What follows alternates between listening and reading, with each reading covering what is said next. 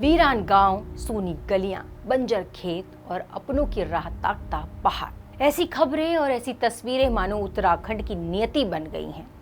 लेकिन पलायन की इससे ज्यादा दर्दनाक तस्वीर शायद ही किसी ने कल्पना की होगी। पहाड़ के एक गांव में बुजुर्ग महिला की मौत हो जाती है, लेकिन 24 घंटे तक उसकी लाश इंतजार में रही। काश उसे 4 कंधे नसीब हो पाते। पलायन के भयावह पहलू को दिखाती है ये खबर रुद्रप्रयाग के लुएगढ़ गांव की। ये वही क्षेत्र है जिसका जिक्र लोक गायक नरेंद्र सिंह नेगी जी ने अपने गीत वीर भड़ों को देश में किया था। जो गांव कभी वीर भड़ों का देश माना जाता था, ये गांव कभी हंसता था। इन गलियों में बच्चों की किलकारियां गूंजती थी। बुजुर्ग चौपालों में बैठकर दिन भर किस्से सुनाया करते थे। पर आज इन गलियों की खामोशी सवाल बनकर गूंज रही है। कहाँ गए वो लोग जिनके कंधों पर कभी पूरा गांव चलता था। रुद्रप्रयाग के कांडी क्षेत्र में 15 परिवारों की बसावट रहा ये गांव आज उजड़ी हुई बस्ती बन चुका है। यहाँ अब सिर्फ 3 महिलाएं बची हैं और कुछ बचा है तो बस टूटे हुए घर, बंजर खेत और वीरानी। कुछ दिन पहले गांव की 90 साल की सीता देवी ने दुनिया को अलविदा कहा। लेकिन सितम देखिए, जिस गांव में सीता देवी का पूरा जीवन बीता, उस गांव में उनकी अर्थी को कंधा देने वाला तक कोई नहीं मिला।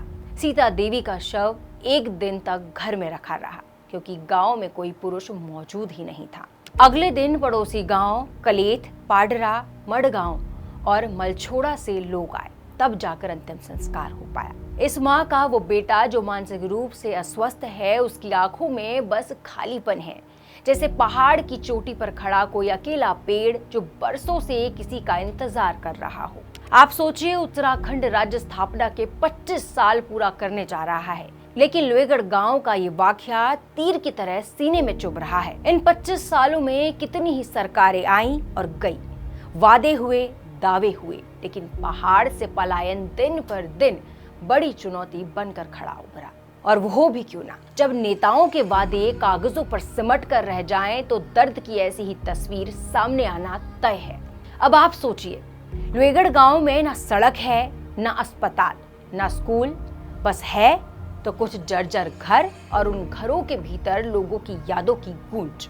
ऐसे में लोग सुविधाओं की तरफ क्यों ना जाएं? और लुएगढ़ गांव की ये तस्वीर सिर्फ एक घटना नहीं है, बल्कि पूरे सरकारी तंत्र पर बड़ा तमाचा है। पलायन कभी कभी तरक्की के लिए भी किया जाता है, लेकिन पीछे छोड़ जाता है बुजुर्गों की सूनी आंखें, टूटे आंगन और एक गूंज कि क्या ये तस्वीर बदलेगी? मुमकिन है कि कुछ समय बाद लुएगढ़ में सड़क भी बन जाए, लेकिन क्या लोगों की घर वापसी का रास्ता बन पाएगा?